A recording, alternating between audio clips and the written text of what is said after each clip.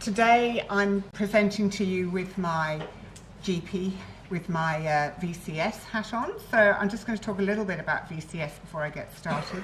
Victorian Cytology Services Incorporated is a not-for-profit agency organisation whose main goal is to reduce the incidence of cervical cancer by screening. And we have a strong focus on education, particularly in primary care, around cervical screening, obviously.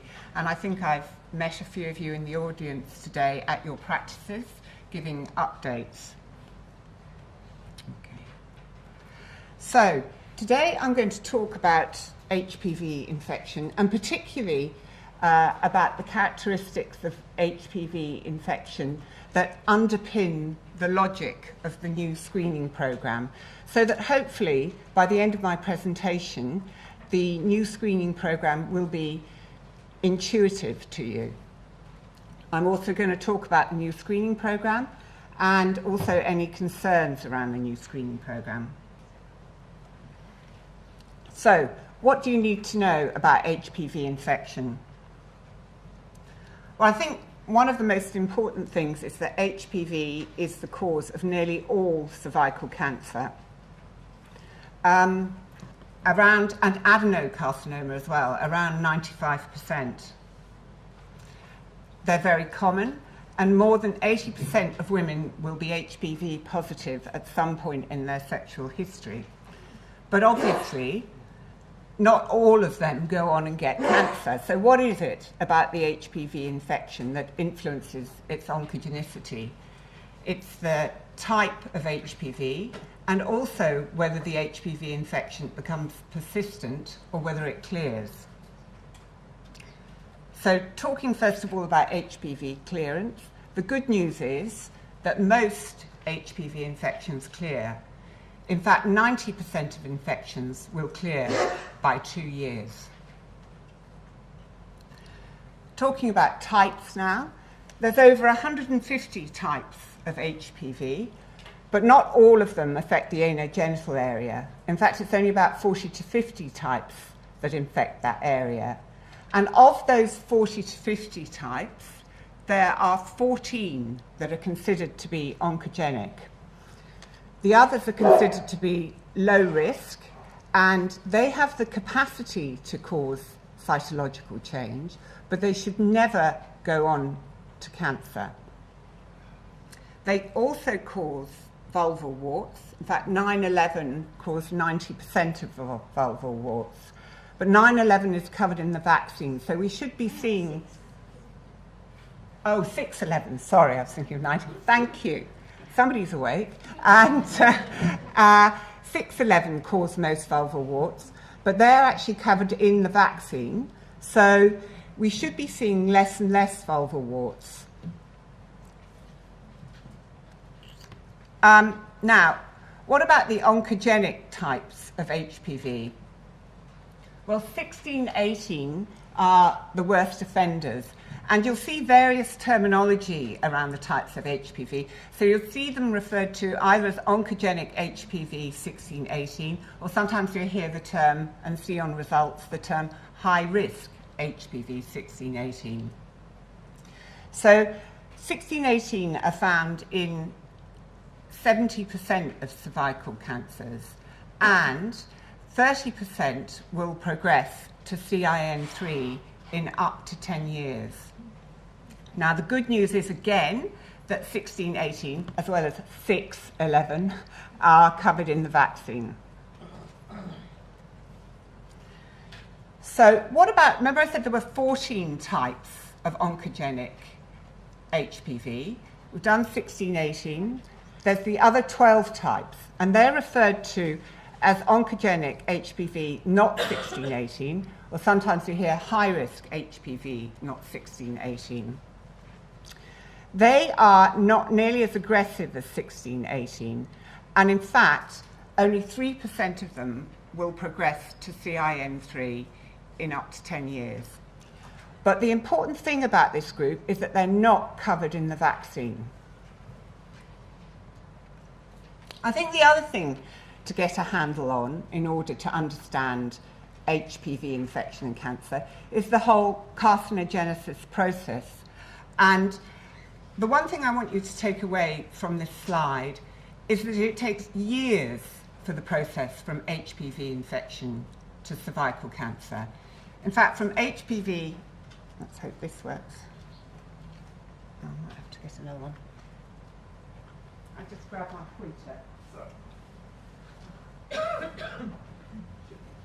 Well, from HPV infection to CIN3 will take up to 10 years, and then from CIN3 to cancer will probably take another up to 10 years. And during this time, there's regression going on. So, in fact, even when you get to the CIN3 stage, only 20 to 30% of these lesions will continue on to cancer, and the rest of the lesions will regress. And all this time, HPV infection is clearing as well. So most HPV infections will clear too. So a bit about transmission. Transmission is mainly genital skin-to-skin contact. So condoms won't give you 100% protection, and you may need to offer screening to your same-sex couples. Now, there's a little bit of a spanner in the works around clearance, in that it's believed not to be 100%. And we think this because if somebody's HPV negative and then they become severely immune suppressed, they will immediately become HPV positive. So it's thought that the viral genome may harbour in low copies in basal epithelial cells. So we're wondering whether there's a kind of latency taking place. So on to the national screening programme, which, of course, we were literally meant to be getting on to very imminently. But now, as you probably most of you know, it's been delayed until later this year, and there's various theories as to what might happen. They may even roll it out earlier than that, state by state, but we don't know at this stage. And the delay has occurred because they're trying to get a national registry together, and this is where the problem is. The guidelines for the new programme have just been issued, actually, and are on the Cancer Council website. So before I go into the details of the programme, I'm just going to talk about the very absolute bare basics of the programme, and hence the picture, the bare basics. This is probably the most important thing. You should no longer be doing slides in general practice. In fact, I've been told if you do a slide, an invoice may be generated, which won't make you popular. So you'll be putting the samples into liquid-based cytology. From when, Alexis? Well, we don't know at this stage. It's meant to be December the 1st this year. That is what's being said at the moment. ThinPrep. Or the other thing that people use is SurePath, but it is liquid-based cytology. With ThinPrep, you shake the brushes in there. I think with the SurePath samples, you break the head of the brush off into the sample. That's the difference. But no slides. Other than that, the actual examination itself is the same as before. It's a speculum examination, and you'll be using the same brooms, brushes, dusters. No, there aren't dusters, but, you know, there will be soon, probably. And you'll be looking for the squamo-columnar junction as before. As I said before, no slide. Now, on the request form, what you'll be asking for is a cervical screening test. But we all know we're not going to be writing cervical screening tests. I'm sure that's going to get shortened to CST. but don't write pap smear. And the primary screening test is HPV, and depending on that result, there may be cytology done as well on the same sample, so you don't have to do a second sample. The screening age is going to be 25 to 74, and as before, you will get your results and probably follow the recommendation. 5 years after sexual Well, intercourse, because if they're 25, whatever is the- I'm going to get onto that. That is being covered. So you'll follow the recommendations given by your laboratory if you feel they're reliable. So on a very basic level, there's not that many changes, and this may be enough to get you through if you do very few pap smears, or should I say cervical screening tests, but it's probably better to know the programme in a little more depth than this. So here are the main changes side by side. So as we discussed, the primary screening test will be an HPV test with partial genotyping, because we don't want to know about those low-risk types that aren't going to cause cancer. We're only really interested in those 14 oncogenic types. If they're positive for those 14 oncogenic types, they'll go on and have cytology on the same sample. The interval between negative tests has increased. It's now 5 years. The start age is later, which I will go into, 25, and the finish age is later. Now, as well as having reminders for their tests, like they do now, they will also be invited to come for their tests beforehand. And I love that terminology. It makes them sound like they're going to a tea party rather than a speculum examination. So, and there'll also be the opportunity for self-collection for some groups of women. So this is where I really wanted a pointer that worked. Let's see. Maybe. Yes, it helps if you turn it on sometimes. So this is the fundamental management pathway. And if your woman is tested and she's found to be HPV negative, then, as I said just now, she'll go on and have her next screening test in 5 years. If she is found to have 16, 18, the worst offenders, she'll go on and have colposcopy. Because remember I said HPV 16, 18 is found in 70% of cervical cancer, and about 30% of it will progress to CIN3. She'll also have a cytology done on the same sample that you've sent in, but that is purely to advise the gynecologist. It's not a triaging one at all. If she has an unsatisfactory test, she'll have a repeat in 6 to 12 weeks, and this is in fact a typo. So it should be repeat in 6 to 12 weeks. Now this is the interesting group, the not 16, 18 group, which as I said before is not covered in the vaccine and is not as aggressive as 16, 18, but still needs triaging. So on the sample that you've sent in, they will do cytology. If that cytology is negative or low grade, they will have a repeat test in 12 months' time. And if that repeat test in 12 months' time is negative, they'll go straight back into 5-yearly screening. However, if it is positive, they will go to colposcopy. Because, remember we talked about persistence before, the fact that you've got 2 HPV tests a year apart that are positive, despite the fact that it's the less aggressive type, is beginning to show persistence. So hence the logic for going on to colposcopy with those patients. Okay. All right, so I mentioned self-sampling. That's going to be offered to women who are over 30, who are 2 years overdue.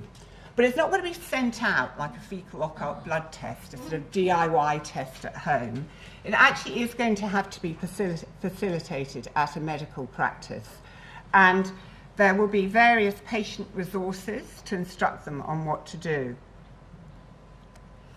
It will be done with a high vaginal swab, and at VCS that'll be red-topped, thank you, for those of you with superhuman sight, a red-topped flock swab. We've also got some on our stand outside if you want to see what they are. And this is interesting. A self-sampled HPV test is actually much more sensitive than a pap smear. And this is because the HPV doesn't just sit on the end of the cervix waiting for you to sample it. There's a field effect over the whole vagina. It is slightly less sensitive than a health professional collected sample, so we're not out of a job. And this is because the HPV concentrates in that squamocolumnar junction, so it does maximise the sensitivity of the HPV test if you can get that area. Now, the very important thing at the end of this is to warn the patient before they do the test that they still may need a speculum examination, because obviously if they come back HPV positive, they're going to need either to return for a triaging cytology, or they may even need colposcopy. Now, of course, self-sampling doesn't solve all screening problems, so this one's a bit of a tricky one. So what are the concerns around the programme? Well, there's going to be a lot of women who are celebrating 5 years, yeehaw, but there's also going to be a few who are worried about this interval and be thinking, why on earth did we have to change anyway? As Tony just said, we had a very successful programme before. We reduced incidence and mortality by 50% with the pap smear programme. Well, I'm just going to address the is 5 years safe, because I think it's very important that you feel confident about this as well, so that you can reassure your patients. So I hope you will be after I've discussed this meta-analysis. This is basically a meta-analysis of 200,000 women. At 0, they either had a pap smear done, and only those who were normal were included in the meta-analysis. So the blue line is the cytology line. Or they had an HPV test done, and only those who were negative were included, and they're the red line. And then these very helpful ladies were colposcoped over time, right up to 6 years. And the incidence of CIN3 is on the vertical axis here. So at 2 years, which is our usual screening interval for cytology, you can already see that 40 women have developed CIN3. But the women who are HPV negative at the beginning, the red line, even if you go right out to 6 years, there are still not nearly as many women with CIN3. So why is it? Why have we got 40 women with CIN3 so soon after a normal pap smear? Well, part of the reason for that is that actually pap smear is not that sensitive a test. It's about 40 to 86% sensitive. But we had great success with the old programme because we repeated it every 2 years. The other thing about cytology, and this is addresses the questions, why did we need to change the programme anyway, is it doesn't actually screen for adenocarcinoma. You only used to occasionally get incidental findings of adenocarcinoma in your results, but the programme was not set up to screen for adenocarcinoma. And the other thing I say to my patients if they seem to need reassuring is, in fact, with the old programme, with cytology, you're actually looking for the effects of HPV. You're not actually looking for the cause of the cancer, HPV, when you're doing cytology. You're looking for the effects. But with the new programme, we're going to be looking for the cause of the cancer. And really, we're very lucky with cervical screening, because what other programme can you actually screen for the cause of the cancer? So that all being said, we're hoping that the incidence of cervical cancer will be reduced by up to 30%. And I feel that you can really reassure your patients that having an HPV test every 5 years is in fact safer than having a pap smear every 2 years. Now, there was a question around the age group, why we're starting at 25, and I'm going to address that because you may in fact have patients who've already had pap smears at 18 and now you'll be telling them to come back at 25. So the reasons why we're starting at 25 is in fact that HPV is very common in this age group, but overwhelmingly it will regress. Remember we talked about the regression and the clearance of infection. And cervical cancer is very rare in this age group, under 25, and no screening program in Australia to date has actually managed to reduce that incidence of cancer. There is morbidity and side effects attached to unnecessary investigation and treatment. They are low in risk, but they do exist. And also this group is highly vaccinated. You still will have the opportunity to screen this group. And in fact, women who have commenced sexual activity prior to the age of 14 and haven't been vaccinated can have an HPV test between the ages of 20 and 24. And any woman who is symptomatic can have what's called a co-test, which basically consists of cytology and HPV. So if you're worried about any woman symptomatically, that's what you order. So just quickly before I finish, just out of interest, are any of you doing the COMPASS trial or involved with the COMPASS trial? Oh yeah, you would have been all over this presentation. You probably could have given it. But yes, the COMPASS trial is basically a trial that is informing the new programme.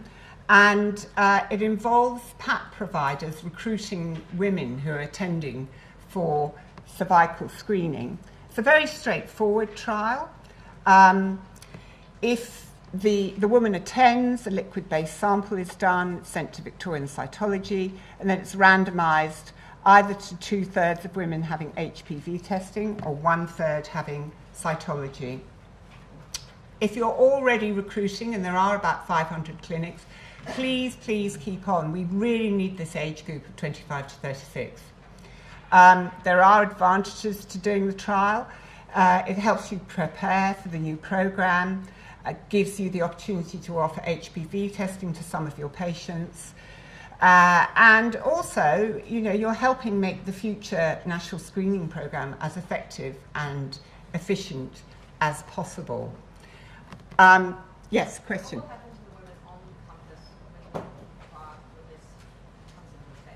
They will carry on. So it's an ongoing trial for 5 years. And we are continuing to recruit, definitely for the rest of this year. All right. Now, I feel like I've barely scratched the surface of this topic. And if you want to hear about other scenarios like what do you do with women with hysterectomy in the new screening program? What do you do with pregnancy in the new screening program? I could go on. Invalid results. There are some forms on your chair. I think there's one over there, these forms. And you can just give us your details and we can come out to your practice and give an update on the new program and the COMPASS trial. And we're very happy to do that. And just hand them in to us at the stand outside. So maybe I've got time for one question, 2 questions. Yeah. Question about pregnancy. Yeah. Do them in pregnancy? I think it's going to be encouraged a lot more to do them in pregnancy because the problem before when you did pap smears in pregnancy, yes, I mean basically the programme says yes. But interesting, the problems before when you did pap smears in pregnancy was that the pregnancy induced more inflammation and there were more unsatisfactory results. Now, HPV is not affected by that. So you're less likely to get unsatisfactories during pregnancy. So yes, it would be more encouraged to do screening during pregnancy. Before pregnancy, planning to be pregnant. Oh, well, definitely. If somebody becomes sexually active at 25, do you wait for their first one? It just categorically says from 25. And you have to remember that sexual activity, it's not just intercourse, it's genital skin-to-skin contact. So if the patient have a pap smear, let's say in November, can she do that new testing in December or January? She will be invited back when she's due, which would be 2 years from her date, okay? And we don't know. This has been the problem. Some patients were holding off till May to have their test, and now they're going to have to wait a bit longer. Just one or two more. I am out at the desk in the break, so you can come and ask me questions there as well. Sorry. What would cause an unsatisfactory test? Well, that's a great question. It's not a one-word answer. You've got the problem with the cytology that you always had, the same unsatisfactory reasons. HPV testing is very affected by lubricant. Lubricant is the common cause, but there are far less invalid HPV tests than there are unsatisfactory cytology. The unsatisfactory cytology tests, 2 or 3% of them come through as unsatisfactory. With HPV, it's of the order of, I think, 0.1 to 0.7% that are invalid. So that's good news for us. But if lubricant's the main problem with HPV, and then after that, it's too little sample. So make sure when you're doing your thin preps, give the brush a good sort of bashing around in the pot to make sure that you get all the sample off. Okay?